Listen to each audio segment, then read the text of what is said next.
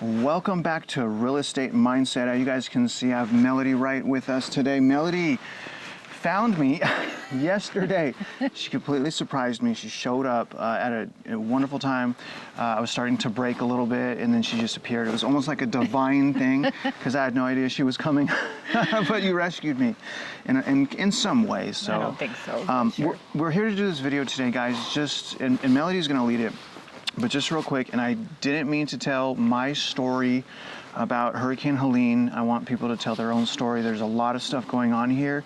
That 95%, something like that, a whole bunch of people in the nation do not understand the severity of what's happening now. So it is very complex out here. There's a cloud of war, I think, and it's heavy. And so Melody's here to try to provide some clarity to you guys on what's going on. Melody? Welcome to the farm, Travis. Yeah, this is a pretty amazing place. Yeah, thank you. No, I'm so glad. It was so good to see you yesterday. And, I know you have been out in it, for 2 weeks. You have just completely been in it, Travis. And, what I have come to understand through a lot of, reflection is this is incredibly complicated. And because, like you say, no one actually knows what's happening here. There's nothing out there, and what we're living and dealing with every day is tragedy on a massive scale, probably the greatest disaster that we have seen in this country for this generation. Yes. And it reminds me a lot about the 1927 flood, where very similar, thousands of people were missing, died, and we know that all of that is being underreported, and you have been in the thick of it trying to understand what's going on. And like me, I've been going from camp to camp to camp, talking to people, trying to help. And I think what I have come to see is that, humans are complicated, right? They're very complex, and there's a lot of wounds, and the wounds are what make us great. Often they make us able to be here to help these people, to just be in it with them. But sometimes those wounds can overtake us and can be very destructive. And I've seen that with people that have come here who wanted to help, and it has become too much for them. And so, I'm so glad to have you here, to talk to you, to process all of this together, because in isolation, it can be incredibly overwhelming. But, what I'd like to, what I want to talk about is, what is our goal here, Travis? Like, what are we really trying to accomplish by telling this story? Okay, well, there's a couple important goals. The primary goal, the primary goal is to help the people that are in need, to help the community, the volunteers, the residents. So that's number one, especially through winter. So that's number one. Now, I would say the secondary goal is to lift up the SAR teams, the official SAR teams, as much as possible, to provide the people, I see how important it is now to provide people with all of the proof. And I think we've done that mostly. So supporting the SAR teams so that they can stay functioning in these communities, because some of these communities are only getting assistance from civilians. That's right. That's it. Most, the food. Not, you say some, but it's most, right? Most, and I'm talking food, water, shelter. Heat, shelter, transportation, medicine. They're not even to the mental health part yet. I mean, there's people out here that are struggling, and I would say that, and to add a third thing, because the SAR teams that's America's rescue team. Mm-hmm. The SAR it encompasses all of what Americans should be, because these are selfless people that are volunteers, that are putting their lives at risk. Their minds are damaged, their minds are stained from what they've seen. And it's overwhelming. Can I stop you right there? Because I want to talk about that. Like, it's not every person that can do this, right, Travis, that can be out here like this. Because of what they're seeing, because of the pain that they're encountering. I mean, there's a reason that there's not a lot of people left right now, right? And I thought about that. And so Mindy and Lewis's team is thriving. Yes. That's such a blessing. James, Laurel, Nolan's team is absolutely thriving. And from the best that I can tell, the only way to be able to make it out here and maximize helping people is you have to stay selfless, and you have to lean on God. You have to lean on service. You have to lean on love. And even recently on one of my videos, I was exhausted, drove 16 hours, and I placed judgment on someone, and I shouldn't have done that, because it takes away from our real mission here. And our real mission is very clear. It's the victims, it's the SAR, and it's also providing the public the truth.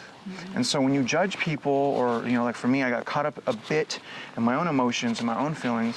When you do that, it's so heavy out here, it's so complex out here, there's so many different things going on, you take away from the mission greatly. Right. So if you're to stay here, and it's okay to help on the outside, and send donations and stuff like that, and the mucking and the houses and doing all that stuff is so important.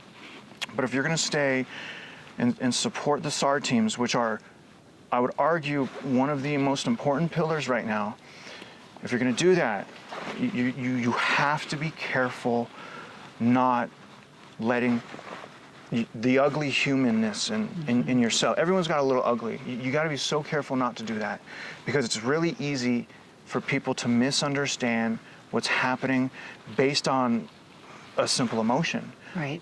And it's not for everyone, but I'll say this: I think it's so bad here. I think that virtually everyone has a purpose out here. I think I agree with that. Some people can help various skills, but Well, I think one of the points I want to make is that what you find in these disasters, the people that can help are the people that have had trauma before, because they understand it, or that have suffered, that have lived in their car, have been homeless.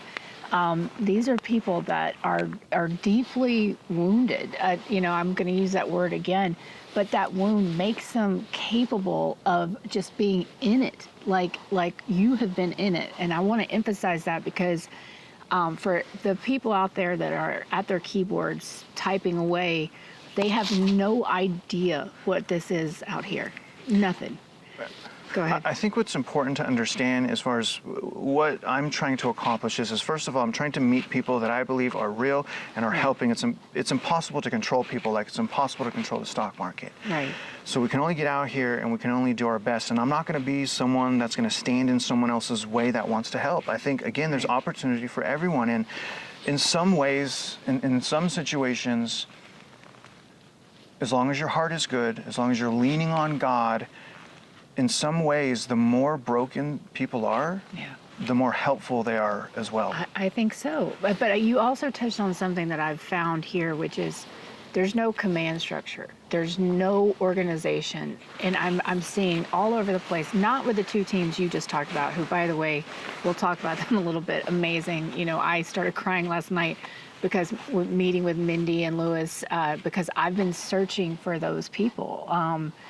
Instead, what I've found is a lot of disorganization, and people who genuinely want to help, but they aren't leaders. They've never led huge operations. I actually happen to have done that, but they come here wanting to help, and they get responsibility, and that responsibility can be so overwhelming. It can take you down. It can pull you completely under, and so. The lack of organization, all these people came to help, and they wanted to help, and it was amazing. But then, they would get sent to a job site, and another team would already be there. Yeah. And so one thing, I really want to work on is helping to organize all the efforts, because like you said earlier, this is all civilian. I mean, there's no government here anywhere. The 7 states were impacted by Helene. The area is so large, and you're not hearing about this anywhere, and it's so bad. And so, I really want to emphasize how grateful I am, because what I saw last night, because you've been out in the field for almost 2 weeks, but what I saw last night is the impact that you've had on the people that are here doing the critical work of search and rescue, bringing people closure so they can move on with their lives. And to see their love for you, Travis, was just, it shows me so much your heart and the way that you were able to bring people together. And that is one of the things that I think is your greatest skill, is you bring people together. And that means that sometimes, I joke and call you Tigger sometimes because Yes, I get it. I get it. you're fearless. You're absolutely fearless. You're fearless in the way that you do shark fishing. You're fearless in your love for your family. You're fearless in trying to get the story out to people. And I have a massive respect for that. But, sometimes Tigger gets in, goes a little fast, right? And because you're wanting to get the information out there. And I just want people to understand your heart. And I think your community does. I think they all know your heart. But I also want the armchair warriors to just shut up. I'm tired of it and I know you're going to say right now, I don't care. They can have their opinion. But to do what you have done, to absolutely put your life aside, everything. You came out here and you've been, when I say you've been in it, you've been in the mud, you've been in the waste, you've been in the piles, you've been in all of it. And guys, this isn't easy to do. And you've talked to the people who have lost their loved ones. You've talked to the people that have recovered, small children. I mean, just horrible, horrible things. And this is daily life. And so many people don't understand what's happening here and how and I'm going to use the word again, how wounded this area is. And now there's a double wound because a lot of people came in and said, you know what? We want to help. We really do. But then they made promises, and then this place broke them. Mm-hmm. It broke them, and they left. And so the people, they have two wounds now. They have the wound of losing their homes, losing their family members, loved ones, yes. And then the wound of a promise that was never delivered. And what I think you and I are both trying to do is make sure that we deliver on our promises to these people. I mean, the best that we can. And, I'll be honest, it may look fearless, but I am very afraid. But I will say, whenever I'm out of myself, right, looking outward, not inward, when you use the Spirit to lead you, it's just everything happens naturally. It's not even me. I'm just trying to be selfless. But, I'm a normal human being. Yeah, absolutely. I'm no one special. I'm out here amazed at these people, and I'm trying to keep up with these people, right. And I'm trying to find the truth. And part of my goal was to be raw, and if it got dark, to get dark, and to show that if I made mistakes, I want people to see that. If people are judging me harshly, I want people to see that. I think everything so far that we've reported is vital to the story. Mm-hmm. Mistakes, accomplishments, people need to understand what it's like to fail and to get back up, and how important it is to stay focused on the ones in need, and how easy it is to get off that mission, because we have all this junk, because we're human beings, and all this emotion, and we have horrible things going on, and everyone's got PTSD. Yes. Everyone's trying to decompress, and so the only way to survive out here that I know, and still be able to spread love and still be able to make an impact, is you have to do the best you can to stay out of yourself and let what I call the Holy Spirit, love and service, lead you. Yes. And if that leads you into, and again, it gets scary, but if that leads you into darkness, then there's still a duty, yeah, to show people, I think.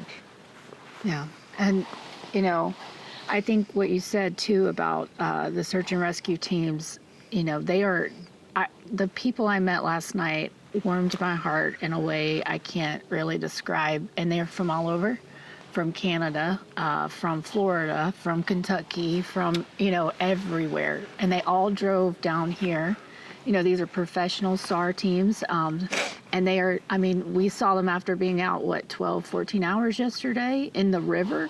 The river. And how cold was it yesterday? It was cold. It was freezing here. And they came home and to a home cooked meal, and which was absolutely amazing. And they came home to the love of Mindy and her family and friends. And it was one of the most beautiful experiences I've had since we've been going through this. Yeah. But guys, they need your support because they are doing God's work here. And I don't know, I think you talked about it in one of your videos, but talk a little bit.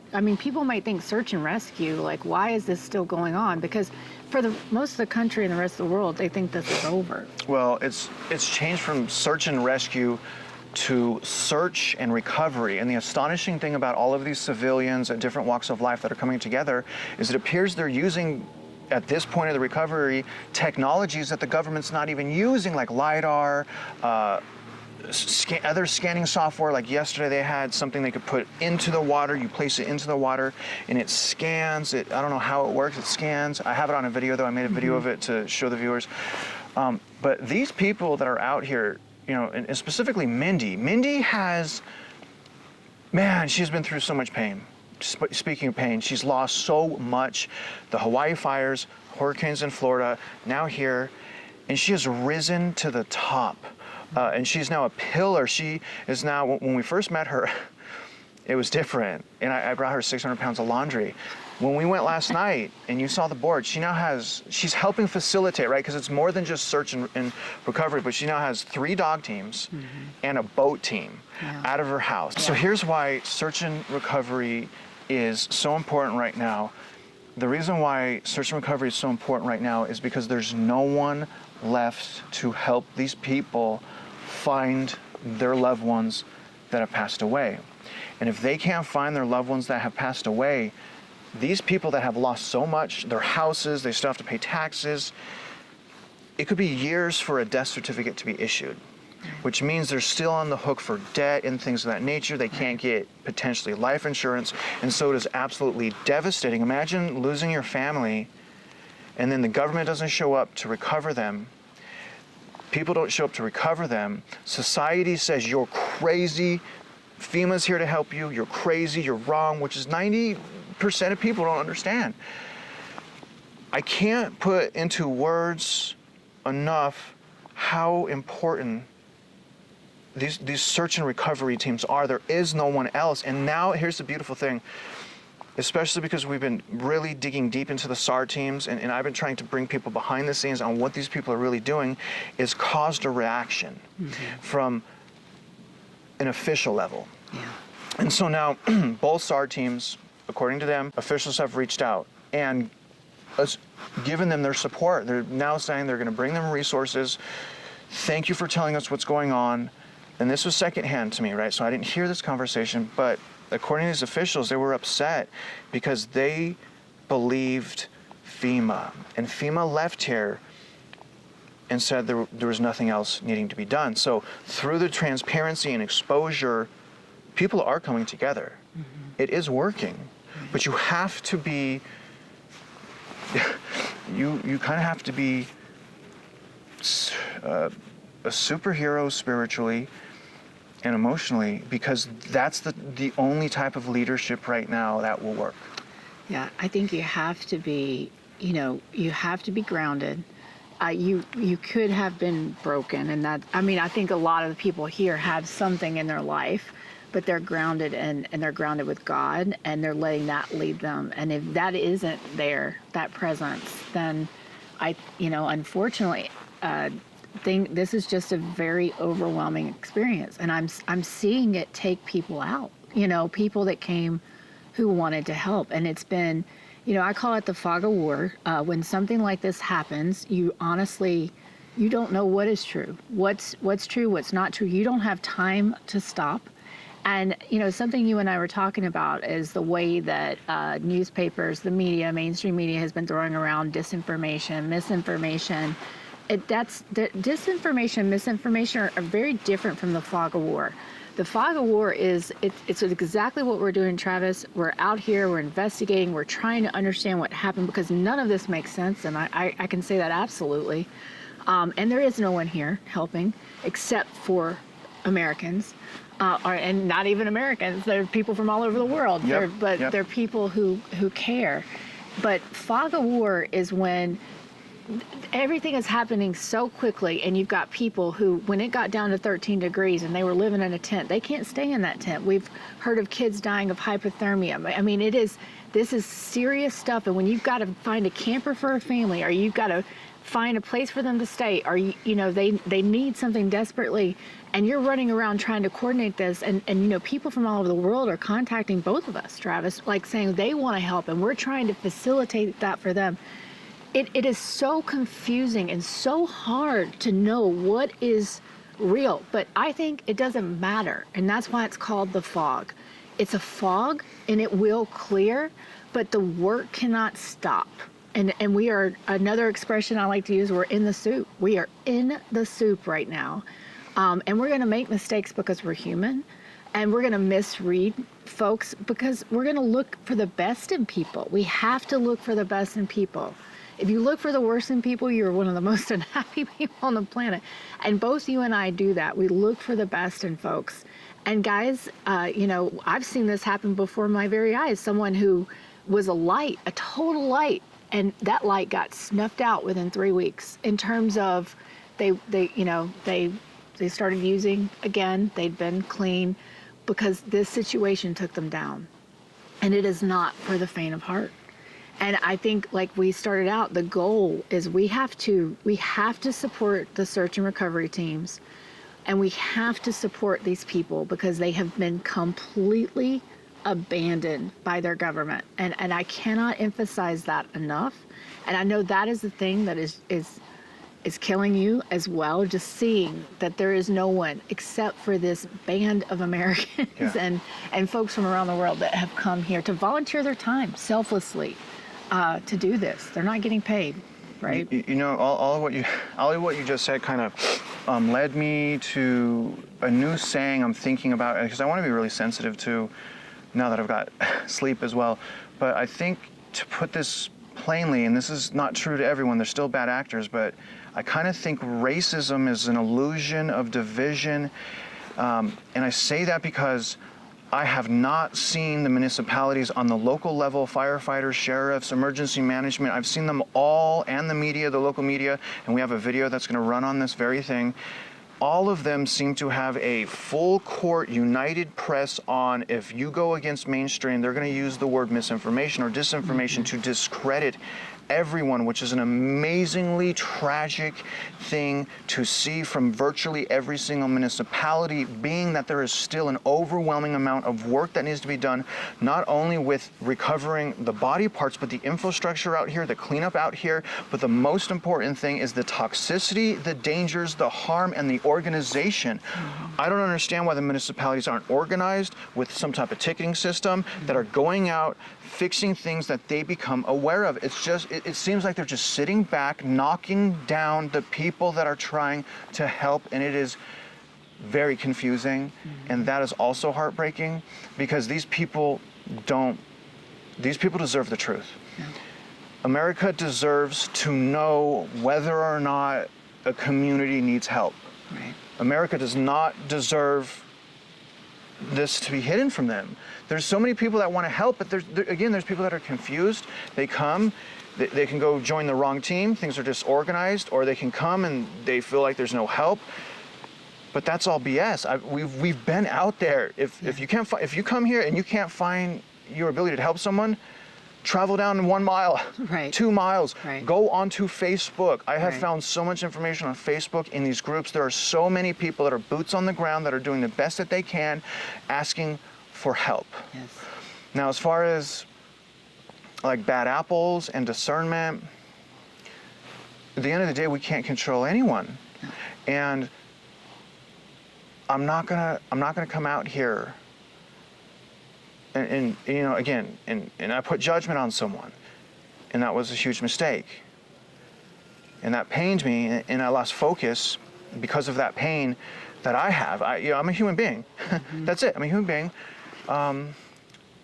But it helped me understand how important it is for these people to know who they can lean on and not lean on.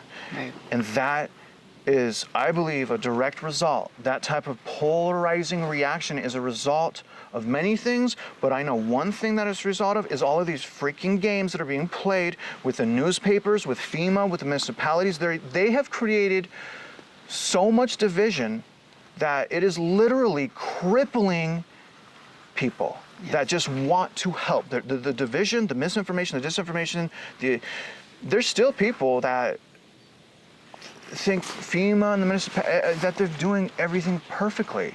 Yeah, there's no one here. I just don't know how to emphasize that enough. The core needs to be here. We can go do this in other countries. We can create bridges in other countries in a matter of days.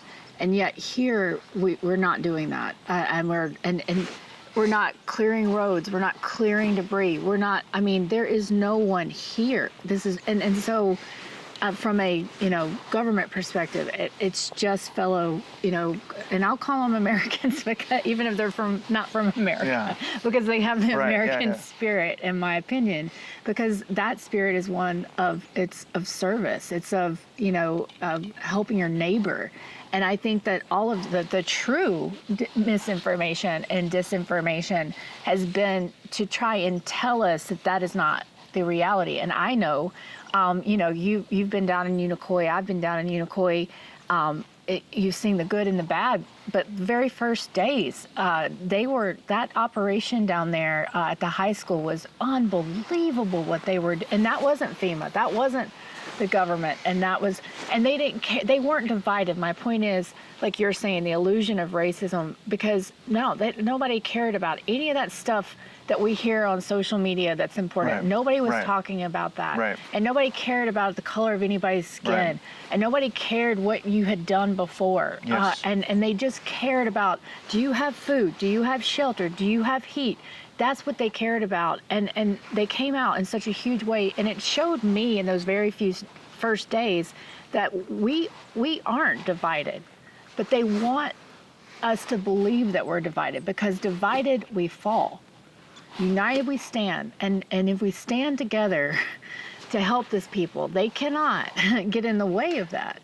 And I'll say that the SAR teams, one of the amazing thing about these SAR teams is they help people stand together, and the SAR teams are that funnel of just like, come here, we're gonna hold you up the best we can, right? So that's an amazing thing, and to your other point, yeah, we need 50,000 Army Corps, 50,000 some type of employees, because the government has the resources. These civilians are fighting an impossible fight and still winning a battle at a time. Yeah. But I believe that some parts of the government can come here, 50,000 people, start rebuilding sections, and start with the health aspect first, because right now there is such a mess. There's so many different communities that have support and then not support, but there are some communities that these people are dying.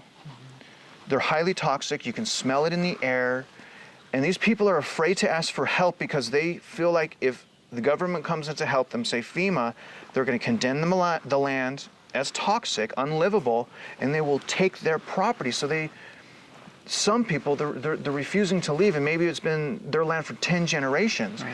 And so I sit back, man, and I'm just like, you guys have no choice. I mean, you have to leave I can tell just driving by and breathing the air in, and then looking around, some of these places are never coming back. Right.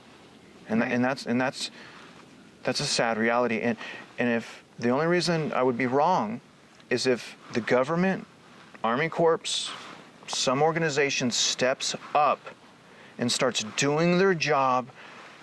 The infrastructure. Let's start with the health, then the infrastructure. It's just there's so many different needs right now simultaneously. It's very difficult to keep up. There's so many needs, and that's one of the reasons why I love Mindy so much.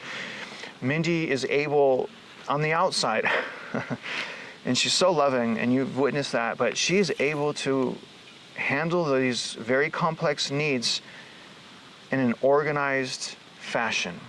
And that has made her team, her SAR team, extremely successful. Now, James's SAR team, his beauty is, and James's, man, I mean, he really is a hero. Yes, And not only is he a hero, James is so freaking smart. He can read a room. He understands human emotions. He's comfortable with himself. He is an absolute, literally, like a freaking warrior, right? Like, he's a tactical war expert. And he's traded that career in to fight for the people. And he always tells me, he's like, Travis, you know, just don't respond, right? You know, don't. And I'm like, yeah, no, I never do, right? Like, I'm good. But I think, and that's the right mentality to have. But I think that for the people that are out here, maybe that are struggling, maybe they don't know they are, maybe they're not admitting it. I think that it's okay to take a break, to step back, to recover, to ask yourself, what am I doing? What do I want to do? What are my goals? But the sad truth is, Melody, is people cannot go into there unless they are mentally and spiritually prepared, because they will hurt people unintentionally, because that's the way this is set up. Yes. There are traps everywhere. People, it seems like these municipalities and even some people want us to fail. And so it's a little bit of that, right? It's just a little bit of that. You know, one of the things that I was really worried about before, like when I started thinking about how to tell this story, is I was worried about how the people around here would be portrayed, because they've been forgotten, you know, by mainstream media, and they live very differently. You know what they care about? They care about their families. They care about, you know, their kids. They care about God. You see it here. Every block there's another church. Well, thank God, because they're the ones that are actually responding and taking care of the communities. But I know how people view this area. And I know how people, and I'll say it, the elite view these people. And I was very worried because it is a way of life that is different from what we see in mainstream media, but it is the core of American life, actually. I mean, it's, And so, you know, I was a little worried about how other people would, you know, look on these folks that talk a little bit differently, you know, dress differently, don't give a crap about the latest, you know. I mean, well, to your point, I think that America should look at them differently. Yes. I think that they are different. I have never I've never been to an area where there's like at least 500 square miles of people that I want to be like. Right. And I'm not talking, no one said not one time did I say there was anyone perfect. I mean, every single person out here is broken in some way, has PTSD. They're trying to decompress, trying to hold it together for their teams and for everyone else. Here's what I tried to show people when I was getting the testimony of the locals here. I want to show them who they really were, which are absolute freaking heroes that are selfless. Right. These are people. I want to move here. You know, but I love the ocean. This is like the mountains and stuff is like my second favorite. But I just love the ocean. But these are some of the best people I've ever met in my life. And to anyone that is saying derogatory things about these people, those people don't matter. Right. Those people aren't here. And the thing is those people that are saying these things, I think a lot of them would change their perspective. I don't think they're all bad people. I think that a lot of the people that are making these really hurtful comments, they don't understand. I think they're still good people. Mm-hmm. But I understand the confusion, and I understand the hating and the disinformation campaigns. And I think that the important thing is to try, if they're not willing to come here to see, that what I'm also trying to do is provide things that are so raw and so real that it is undisputable what is happening. And that the love in these teams, like James's team, Mindy's team, is an absolute. If I had the resource, I would make statues of Mindy, her team. And this is what I would say about James. They wouldn't appreciate that. Let me tell you how James is functioning. And he is, so Mindy and her team, and Louis, Junie, Jonathan, Zach, I stay with them always, right? For the most part. And they got Mindy. Mm-hmm. They got Mindy. No one else got Mindy. Right. But let me tell you the Tennessee, top team. I feel like we met in the community here helped turn these teams into the best teams ever imaginable. And now the government sees that and they're like, what are these guys doing? Well, they're freaking loving and they're trying to be selfless. But with James, this is what I was going to say, James. He's such an expert on how to lead. What he does is so unique. He delegates responsibility. He's like, okay, here's your job. This is your responsibility. I trust you. Go. James doesn't even have access to the money that they have generated. Right. And so he has duties for each and every person, but the amazing thing that his team is but they'll all come together for the same goal, right? So if he gets a phone call, like yesterday, someone needs propane, he can, boom, call the churches. If they don't have it, Ace Hardware. And I got a clip of Ace Hardware actually yesterday. It was a Santa Claus. Someone gave them $100. There's an amazing story. But he delegates, and I think delegating is so, I mean, he's such a... He's a leader, and he's a leader, and Mindy's a leader, but they both have had a lot of experience leading in different aspects of their life. And I think that when you have people who, on the face of it, are articulate, can actually organize things, at least beginning, but if they don't have a lot of those leadership skills, it can quickly become completely overwhelming because they're not prepared. Yeah. And that's what I see out here. I see a whole bunch of people who want to make a difference, who want to do the right thing. But if they don't know leadership, they don't know that you need to delegate. You know, a lot of times, terrible leadership is when you try to control everything. And I have seen that in more camps than I can talk about. And so what's really missing right now, and what we found in these two SAR teams, is leadership. Yeah. And we need more leadership. And that is honestly what I'm going to be focusing on, is trying to create some technology for these folks to connect them, to get the resources to match it. Because you can go to one camp and they have 7 trailers of food. You can go to another camp, but no propane. You can go to another camp, they have all the propane and no food. It's crazy. And it's crazy. Yes. And then you can be like, okay, well, I'm going to take this trailer over here to them. Right. And then you get there and there's 3 trailers there of food now. Right. And you're like, so there's just so much disorganization because we don't have the military here. Yes, that's right.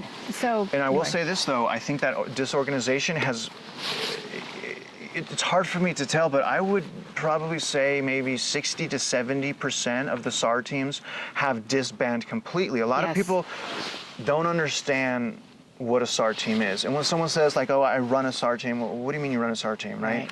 Does that mean you're helping them with their mental health, with their communication? So you have to be very, very careful, but and we try to make this so clear. These people are volunteers that are broken and cannot decompress. Right.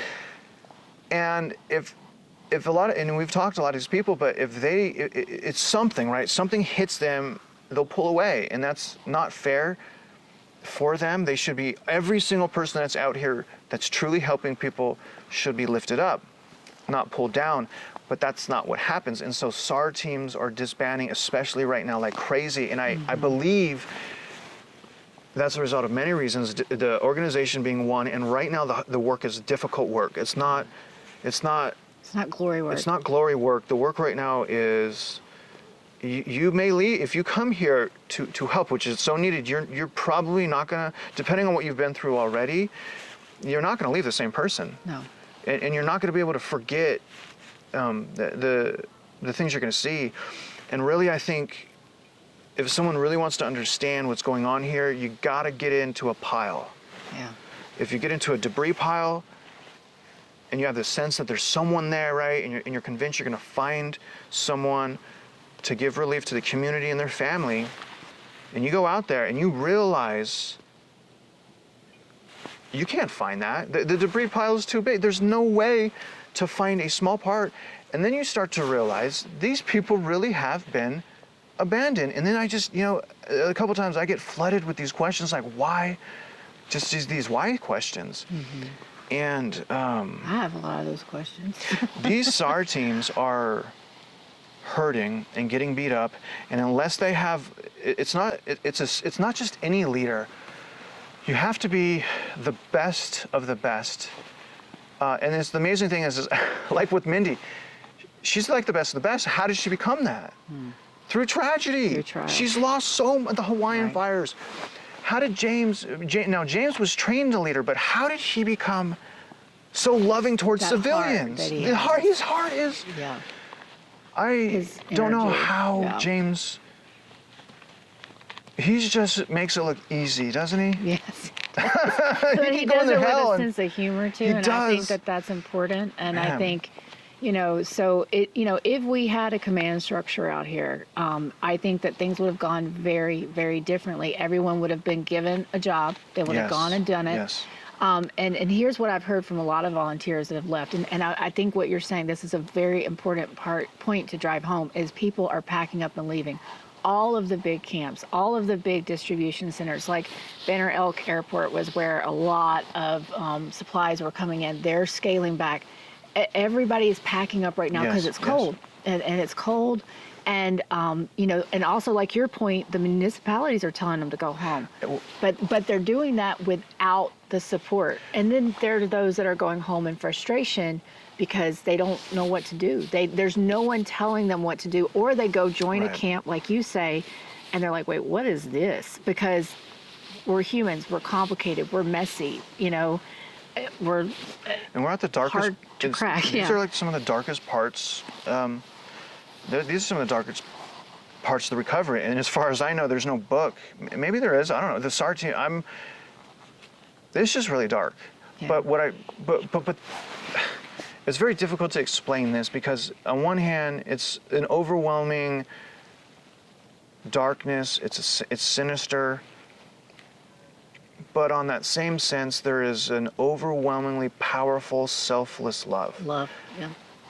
And so, like for me, before I started coming out here, I don't know if I was drifting, but I was starting to what happened to all the good people? Right? So the things were it was starting to affect me, all the media stuff, the inflation, the just prices still going, oh my God, being lied to every day, media, and even though I know we're the good people out, if I let it just seeps in. And so this trip, it changed me for the better. I may have stumbled.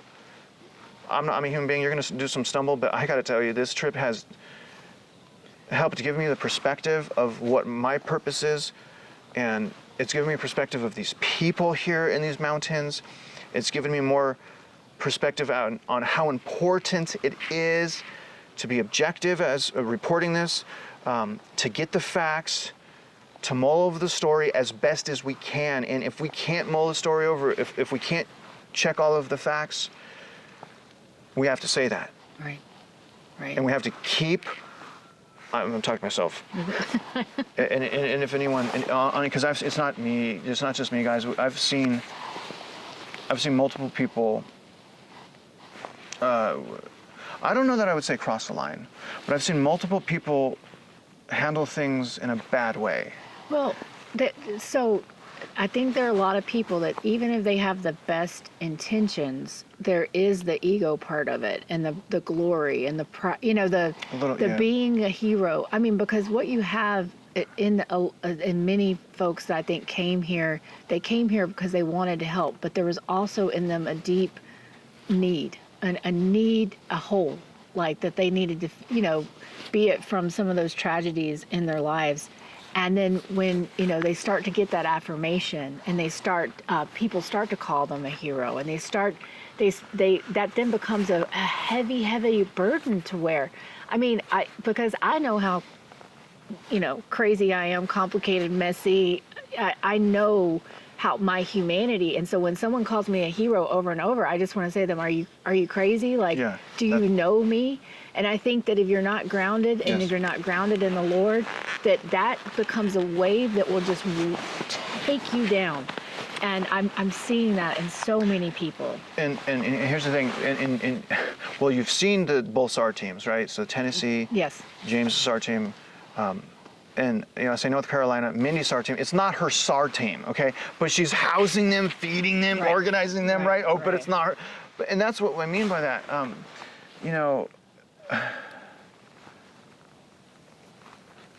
I'm just trying to keep up. I mean, there's so much better than me, but I'll tell you this is one thing that I learned about each and every one of those, specifically those 2 SAR teams. The way you know that they're good people too, I mean, it's sometimes really easy. If you call someone a hero, they get offended. Yeah. That's how you know every hero that's selfless is not gonna ever, never talk about them being heroes. And so when I come here and they give me, in the community here, but they direct it to me, and it's not just me, I'm just holding a camera, I'm basically a camera person, and they say, Travis, because of your videos, this is what happened. Because of your videos, this is what happened. And I tell them, you're a hero.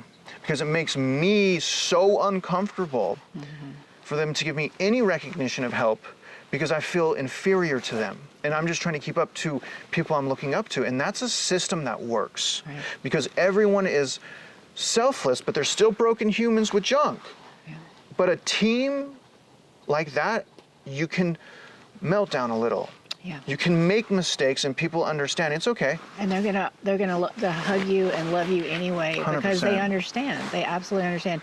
Last night, and guys, you know, this game, this YouTube game we play, it's a tricky game, you know. And what I mean by that is that we are trying to get the information out there. We're battling an algorithm that doesn't want it to be out there, that wants certain kind of information. But I want to tell your community what Travis means to these people, because it's important that you know. I sat next to someone last night who there was no question. The only reason he was in that living room and he was fixing the electricity when we got there, Dave, the only reason he was in that living room was because of you, Travis, because of your videos. And listen, you can look away or be uncomfortable or whatever, but I want your community to hear this. He said it straight to your face and you couldn't take it. I saw you, you know, you got very uncomfortable. He finally said thank you. But he said, you're the reason he was there. And that is not just one person. That is a lot of people. And you know, so these videos, you know, people can judge them. They can say whatever they want to about them, but they are bringing a message. And Dave, you know, just like he was able to say, hey, it's just humanity, you know, and not be in judgment over some of the videos and things like that, but just see what the message of hope and, you know, and need that's out there that you were trying to bring. And he can look past anything else and he's still showing up in the living room. And that's what I want your community to understand, is that we all make mistakes and we all pass judgment on others, especially when we feel attacked. When we feel attacked, it's very difficult to stay objective. I mean, I know for myself, I've had to be off of social media a lot over the past 9 weeks because when you're feeling this vulnerable and someone attacks you, it's a whole different thing than when you feel strong and you're in your element and you can be like, oh, who cares about that person, you know? But it's all part of the story too, and that's why. You know, I've had people say, take this video down, take that video down. There's no way in hell I'm going to do that, because I want people to see my mistakes, my pain as well, and just the darkness. They need to see the reaction. Right. They need to see harsh criticisms and someone being able to take that and still help people and still go back to the mission. And so there's so much beauty, because this is the truth. And if people make mistakes, that's okay. If they're going to judge you, that's okay. All of the people that I'm with, they're judging me too, and I asked them not to, but they're judging me too, and they're uplifting me higher than I could ever fit. I can't fit the mold, and it's uncomfortable. I can't fit the mold that they have made for me. I can't fit that mold. I'm barely hanging on myself, right? And I don't know. I don't have even close to all the answers. No. And I think that's important too, because I think a lot of people are looking to you, looking to those of us that have a social media presence and following. They can't be here, right? For whatever, there's valid reasons why they can't be here helping, and they're looking to us for information, and they have a lot of expectations about who we're supposed to be. I mean, this happens to me all the time. And I mean, I've gotten contacted by some really, you know, how do I say that? I mean, just and they want to help, but then all of a sudden they're like, well, you need to do this and you need to do that and da da da. I mean, and then when you don't do that, then they get like a little crazy, you know, because you're trying the best that you can to triage.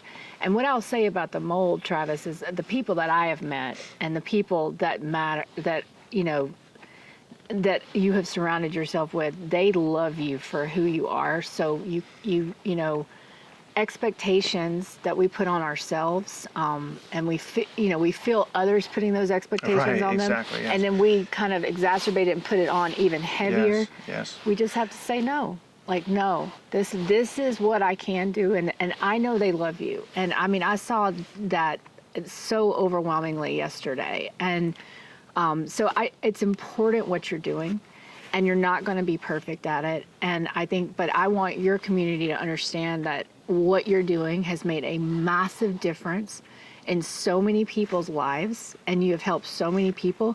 And the thing about it is you didn't just come here with a camera, Travis. You have been in the piles. You have been picking up trash. Oh, yeah. You have been volunteering. Yeah, cleaning out garages, headquarters. Yeah. It's been, delivering supplies. Delivering supplies, all of that. You've been doing all of that. You've been here helping people. You have not just been the cameraman. And so your community, in my opinion, needs to hear that. Like that and by the way, when you're not sleeping, when you're barely eating, when you're freezing, you know, and you're running on pure adrenaline, it is very difficult to have real discernment. I mean, that makes it just so much more important to lean on love and service in God. Right. That's right. And to stop sometimes and just pull back, you know, and think again, okay, reorient to the mission and purpose, right? And I mean, I had to take 24 hours where I and just meditate on, okay, because I felt like efforts had been frustrated. I felt like I was trying to help, and everywhere I turned, I was seeing darkness. I was seeing people hurting, and exactly. And you're like, am I helping? Am I hurting? Yes. What am I doing? Am I making this worse for people? Yes. And, yes. And am I making it worse for my family? Was something I had to ask myself and my friends, and I just had to reorient to God and say, you know, what is the purpose? What do you want me to do? Order my steps, order my day. And, you know, if we can have that kind of faith and we keep it right here, that's whatever happens, we're going to be okay. I 100% agree, and that's the only way to survive. And like I was saying yesterday, part of the reason I was, part of the reason I was struggling is because of the mold that people put you in, and you don't want to hurt people. You want to help people, and it's heavy. Yeah. And sometimes it's always unintended, right? The idea of hurting anyone hurts so much, but I know that I do it. But it is not intentional, you know. And I know that, and I think sometimes this exposure can hurt people because they're not used to it. They're not used to, you know. You and I know what we're getting into when we do these videos. We know that the comments are going to be, a lot of them are going to be awesome. Some of them are going to be mixed bag there a little bit. You know, some of them are going to be terrible, just terrible. And so for people that aren't used to that, and also being in this, that can be, again, something that is, they don't know how to. And something I was going to mention about, you know, the people that think they're doing good and they think they're reporting things, their egos, it's more about they get a taste of that exposure and they want more of it, and they don't understand the burden of it, actually. Yeah. And whereas you and I do, we know exactly what we're entering into. We have good days of understanding. We have bad, like, oh my God, I don't want to do this. Exactly. But no, this, especially with videos could ruin people. Yes. People that were good, you know, and they had built themselves back up, say, and then they have all this attention. That's a lot of pressure. It is a lot of pressure because the people make the molds, and they put them in the molds, and I think I think if you're doing videos and you stay doing videos or even reporting on this, you gotta try to be as selfless as possible. Again, just lead lead with your heart, because there's a lot of eyes on the situation now. I think there is more awareness, and people are broken, people are giving up, the hope is being lost, people are turning into each other, and that makes it even harder. Yeah. And that means that it is even more important. You gotta know your limitations, and if you're gonna do videos or you're gonna do these things, or you gotta be prepared to check your ego or self-doubt or whatever it is. You got envy even. Envy. The envy is a big one. For some reason, you got to check that. You got to check that because a lot of times it's just as simple as that. If you just check that one thing, envy, whatever, you're going to be able to start helping people in profound, divine ways, but only after we exit ourselves. And again, you just got to get outside yourself. And I know it's super duper hard to do it 24/7, every single day when you are in some of the darkest, sinister things. But at the same time, I mean, overwhelming love. So it's just this roller coaster ride. I'm getting whiplash. People will get whiplash. Yeah. It's an emotional whiplash that's going on, and there is no. What I would like to say to some of the people that maybe have come here and felt like this has broken them is that you can get back up. And if you just take the time, like you say, decompress, think about what the purpose is, what the mission is. And sometimes you just need to submit to other leadership. You just need to say, I can't do it myself. And I guess my point is that I've seen this break a lot of people, Travis, Yes. and I want to tell those people specifically, we still love you, and we care about you, and you can get out of this, because the other thing you and I both know about this game of YouTube videos and such is people will forget, and you can move on, and you can, but you do have to take responsibility. I think that's important, and be accountable and submit to either, to an understanding that you can't, that maybe this isn't the right job for you. And maybe a way to look at it too, because if you look at service, I think you got to submit to the public. Yeah. And that is some people, and I can't even do it 100% myself. There's no way. Right. I'm not trying to be a leader. Right. I'm just trying to be a great element of a team, and I'm not trying to be selfish, but I can't lead. I can help the way that I can help. Right. And determining that, and being self-aware enough to sit and think, okay, am I helping? Is this helping? And by the way, destroying yourself, and I'm not talking about you, I'm talking about what I've seen with so many people that have come to try and help. Destroying yourself helps no one. And letting this destroy you. And you've told me stories, and I've talked to people about moments of breaking down. You got to have those moments. You got to do it. But if you start to do things, and that unhealthy things that have taken you down before, then you are not helping anyone. You're not. And you're hurting people.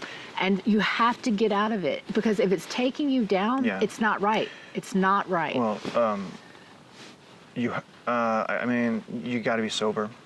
The reason you have to be sober is you have to. If I've seen this a couple times where someone's hurting, right?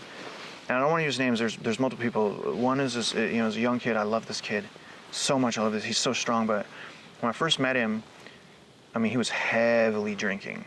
Such a great person though, still, right? So beautiful heart, God, everything. But he was heavily drinking, and the reason why he was heavily drinking is he eventually he told me this, but that was his way of decompressing, because he was holding on to all of the images of the victims that he had recovered. And he looked at me and he was telling me about this, and I wanted to let him know he was safe to talk to me. He said the youngest victim he got was a 3-year-old. This is a young man that will, for the rest of his life, remember this. And I remember at one point, he looked at me straight into my soul and my eyes. He's like, Travis, It's like, I don't know that I would take up arms again, and because I can't get the images out of my head. Right. And that hurt me because he shouldn't, he's a young kid, he's his early 20s, he shouldn't already, and is such a young man, he's gonna be battling that the rest of his life. Right. And so he was drinking to decompress, and it's very dangerous to do that, because I think that seeing him now, because he stopped drinking, I think he was close to a total collapse. Yeah. And I don't know what that would look like for him. Right. But I think he was close. But I mean, he went the right way though. He stopped, and then I mean, and as soon as he stopped, I mean, he just became a leader. Yeah. It was very divine. Yes. But he had to stop that. Right. And that is what I mean. Those behaviors that maybe you used them in the past to cope, but it will break you. And I'm not talking about one beer, okay? No. And first of all, I don't drink. Yeah. I can't drink. I just don't like it. But one beer, I'm not talking about that. I'm talking about heavy drinking to cope. hard alcohol, like nonstop to cope. Like well, people drink, I kind of feel like to kind of maybe cope, right? So whatever. But it's like the hard stuff. It's the inability to be sober and comfortable, right? If you're sober and you're comfortable, you're going to make a difference. Right. And and again though, but I don't want to take away from anyone. I don't want to judge anyone. I don't want to say anyone's wrong when I have seen everyone, whether they were drinking or not, help people, and everyone deserves the opportunity to help someone else. If someone is going to judge another person, and again, I made a mistake judging someone the other day that I'm sorry for. I shouldn't have done that.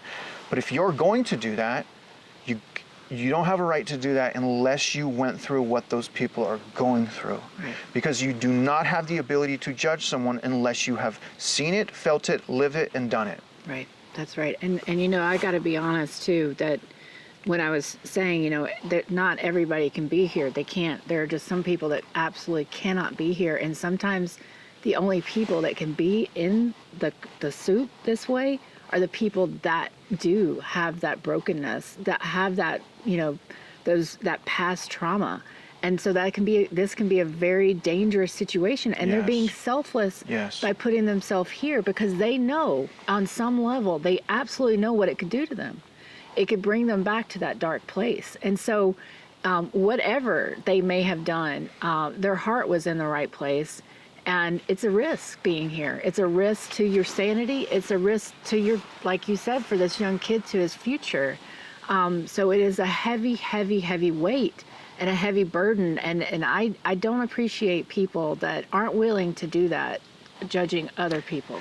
I think what's really important, again, you got to submit to the public. And if you're called into question your character, and I've done this, I have complete transparency. All the donations, which is only one time I've done, this is the second time I've ever asked for money.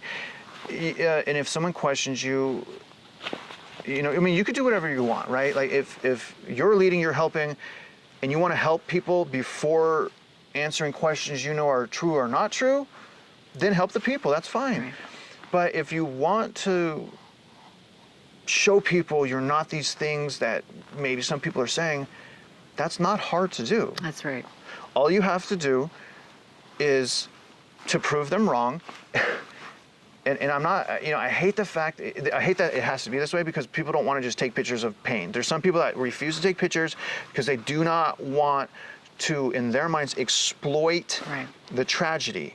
Right. However, when everyone has forgot, municipalities are bullying us on a misinformation, disinformation campaign, it is of the utmost importance, especially for the people that are in pain. You guys got to talk to people. You have to talk to people. And my point is as well, it's really easy to prove these people wrong with the transparency and with showing them that you are going out into the community, that you are helping people. That's not hard to do. Right. In a normal situation.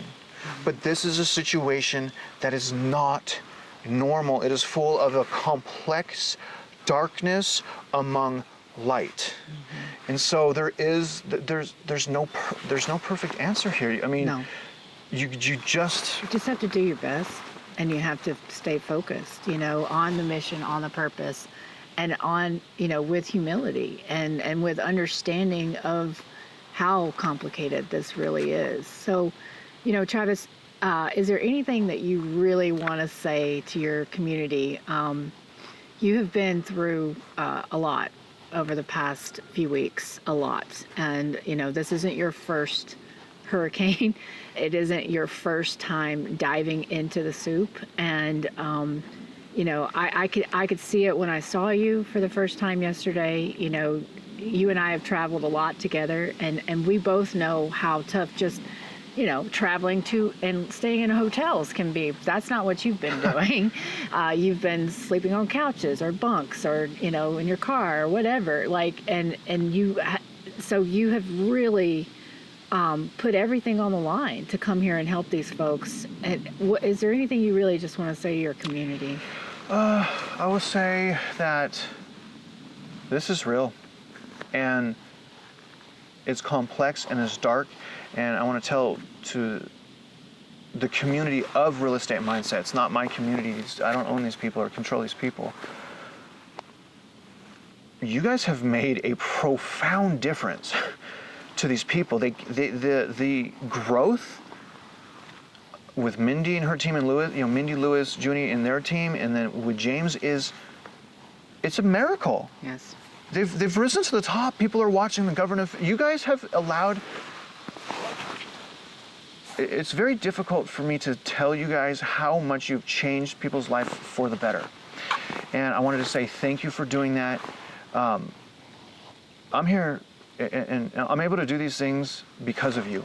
And so I would encourage you guys, please take everything you're seeing seriously. Come here yourself if you have any questions. Do the best you can to help people, because there is no one else here, and we need you guys.